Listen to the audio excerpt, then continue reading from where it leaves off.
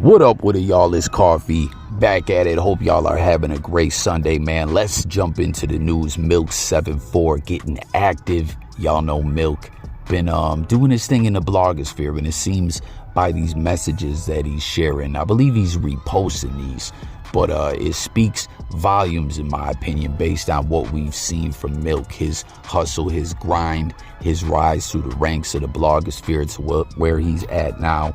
And people he's talking about, he reposted this, right?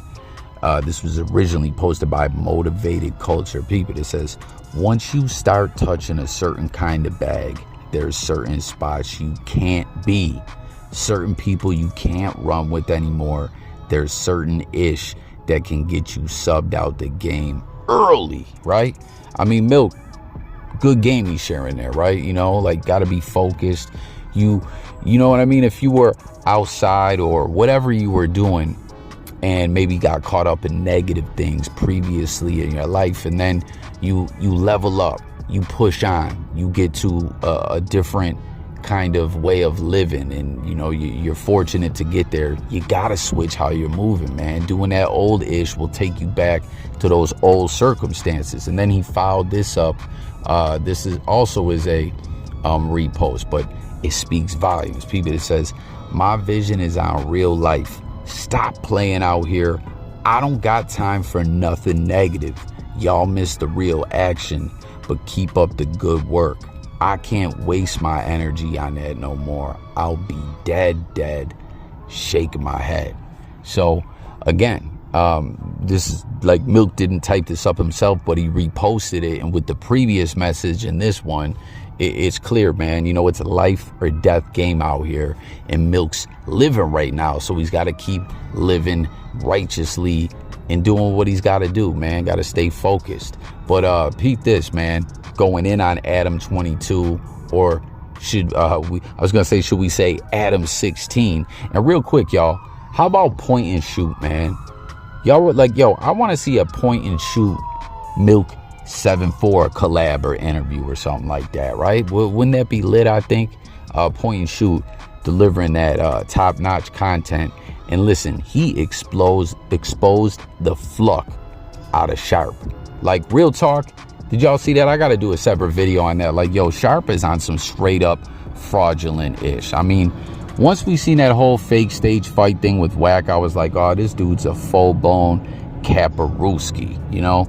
Let me know what y'all think about point and shoot and all that. But getting back to what we're talking about here, he's, you know, you'll hear point and shoot and other individuals call him ADAM16. People at Milk's calling him ADAM12. He says if ADAM12 was black instead of white, doing what he's doing, he would have bang got smoked by someone black. But because he's a white man, he's okay. So what do y'all think about that, man? Is that facts? Do you agree? Do you concur with what Milk's saying, that Adam's you know, being a white dude saves him from a lot of the smoke and drama and literally being smoked that would come his way? If he was black, tap in, let's talk.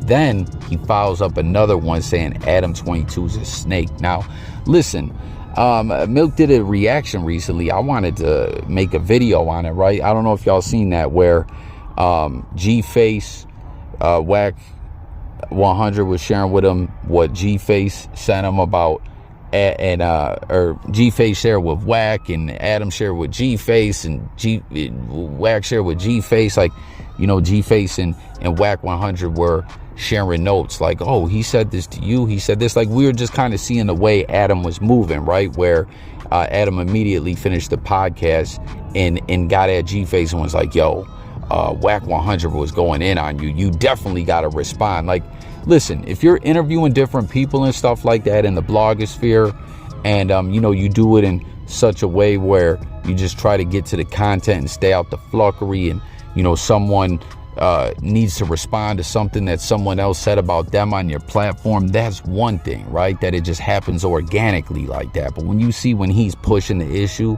like finishing the podcast and right away like, yo, you got to respond to Wack, he went in on you, B. You know what I mean? It really, I seen Milk react to that, and it's like, that was Milk's original gripe with ADAM22, was that he did the interview with him, and right away, right after, it was Crip Mac and Pino, and he was laying heavily into the beef. And it's just kind of like, you know what I'm saying? Like, obviously, if individuals are out here doing interviews, beef and such is going to come up.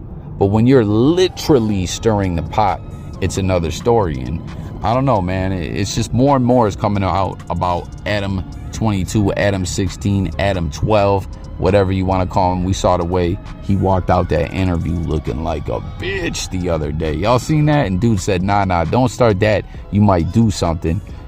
When I pulled up, I said, you want that fade. You know what I mean? But peep it. He says, I'm pretty sure ADAM12 acts like he flux with JAP5, but turns around and interviews a nobody to the net solely because he said he fought JAP5 over 7.4 years ago. So again, he's like, you know, this stirring the pot. This, again, you could interview different people within a certain sector of the blogosphere, and individuals may have some smoke with each other, and it's going to come up. But when you're digging and just putting people on solely over beef and stirring the pot, man, like, that's funny style, especially when you's a sucker motherfucker. You know what I mean? Never forget, ADAM12 was scared to run that fade with Milk. He wouldn't even come outside, B. Adam's pussy. Then,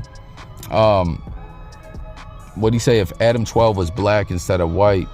Oh, no, we already, apologies. We already tapped in on that. So let me know what you guys think about all that. Then Kodak Black, there's all these reports coming out now that he's in federal custody. You know, he bailed out on that recent arrest, got flucked up, was high in the car. They snatched him up. He bailed out. I didn't think he was on paper no more. Or no, I think he was on paper, but was that federal paper? Could he have caught a new case? Like, it's all bad for Kodak, man. He got to put them drugs down, or it's just gonna stay this way for him, you know. And then last in the news, I just wanted to point out krs-one was talking about how we shut down the Grammys. You know, he don't want no parts of this 50 years of hip hop. I recently did a video about MC Hammer on the same ish. You know, like, what do you guys think about all these artists shooting down this 50 years of hip hop?